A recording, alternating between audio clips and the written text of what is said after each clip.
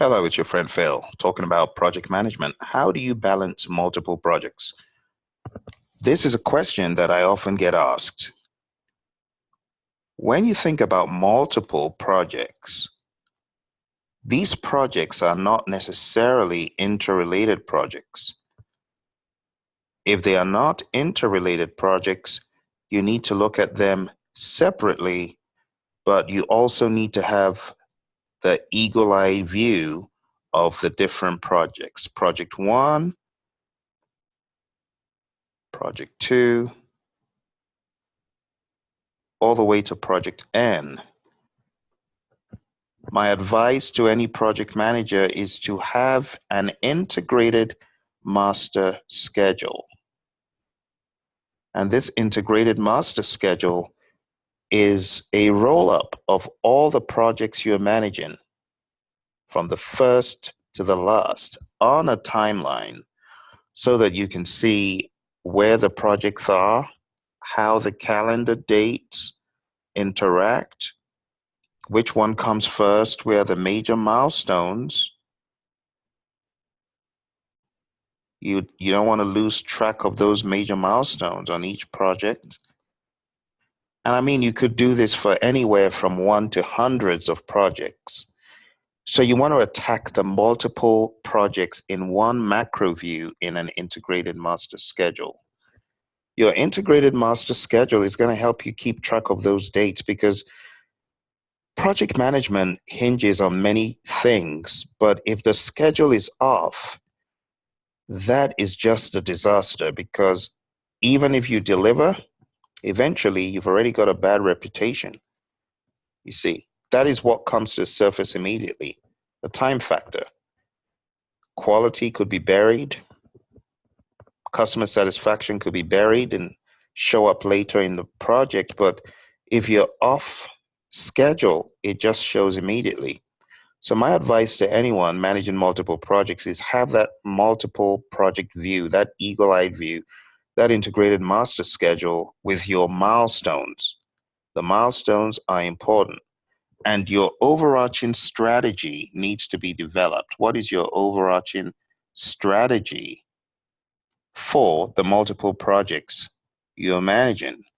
Now, these multiple projects in the world of project management, we call it a portfolio or a sub-portfolio, some to that effect. Whatever you call it, you want to have an overarching strategy for that portfolio or for that program or whatever it is, whether they're interrelated or not. And your overarching strategy could be do everything possible to ensure these milestones do not slip. Whatever you need to do, whether you need to jump in to save the day, whether you need to bring in other people to save the day, whatever needs to be done, do it. And that might be your overarching strategy. So for any project manager, managing multiple projects, you want to get your timeline down. That is one view of the world. The second view of the world needs to be cost. And not every organization is big on cost. But for project managers that have to be big on cost, my advice to you is to maintain a table similar to what I'm showing you here that accounts for some key parameters. And those key parameters are as follows. 1, how much should I be spending in this time period? It could be a quarter, it could be a month, so it could be Q1, Q2, month 1, month 2, or week, okay? How much should I be spending in this time period? That is one piece of the discussion. But even more importantly is another question. And that question is, how much work in, let's say in dollars,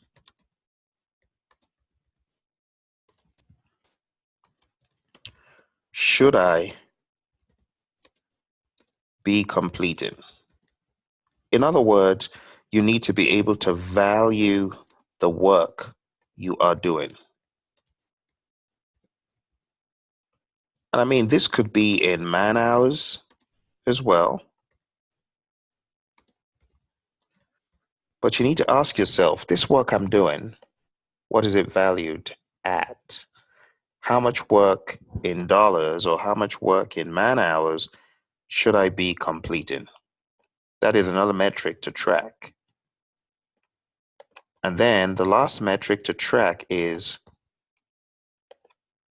how much work did I actually do in dollars or in resource hours? How much work in dollars did I really do?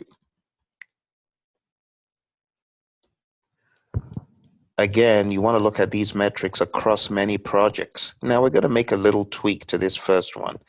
So how much should I be spending in this time period is not good enough.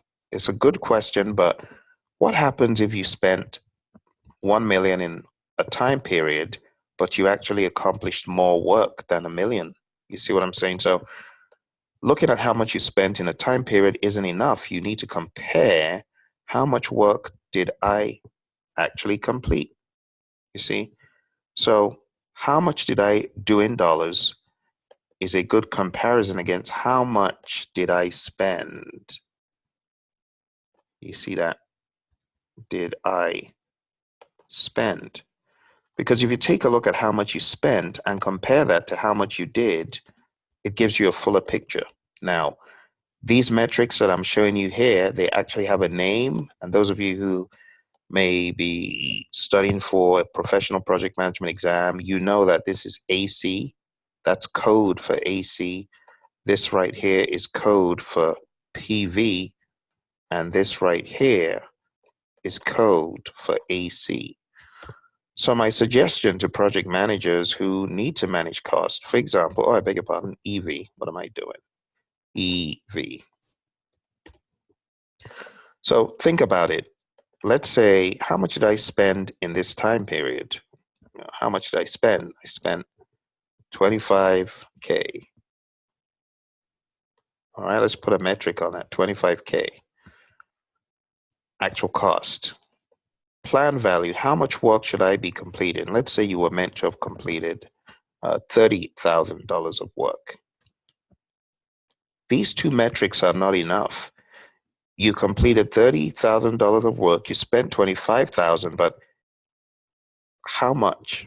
You planned to get 30 done, you spent 25. How much did you really do? 20.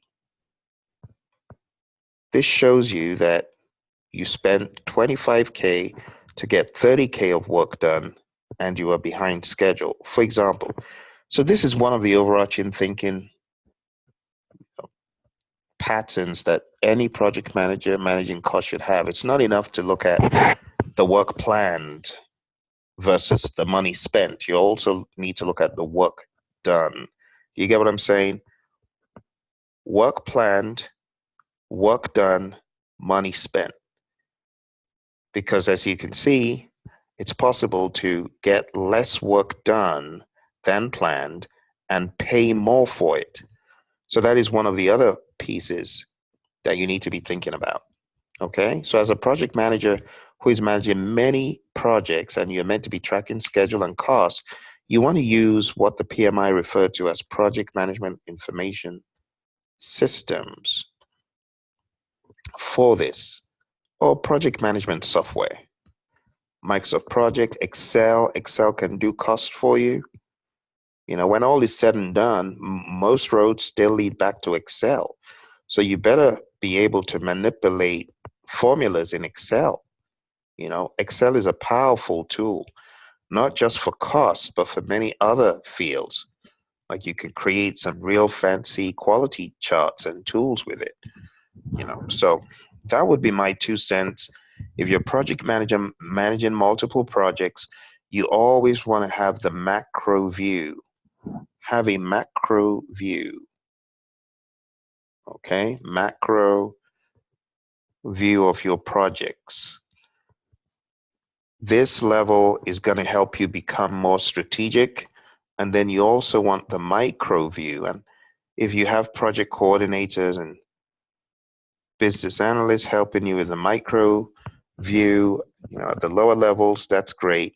But you as a project manager responsible for those multiple things need to have a macro view for cost and schedule. Also, regarding scope, you need to have a macro view of scope. How do you do that? Well, it first needs to start with the requirements. Okay. And then when you've got a good grasp of requirements, using a requirements traceability matrix for each project to look at them in a macro fashion, you then want to have all of this stuff talked about in a project scope statement. And ultimately, you want to develop a work breakdown structure for all those projects. And then at a macro level, you want to have a WBS for each one of those projects tie into some larger WBS, like a more strategic WBS for you to think about all of these pieces, especially if it's a program. You want this to be a program work breakdown structure. And this helps you see how the different projects kind of interweave. It gets you thinking in the right zone. So these are tools. If you haven't been thinking like this or using this, I would advise it. There are many ways you can manage interrelated projects, but you want to think about the triple constraint or the iron triangle, if you will. Schedule, cost, scope. And if anything changes, well, you know that something else is going to give. All right. I hope this helps your thinking and your strategy as far as managing those projects. Take care.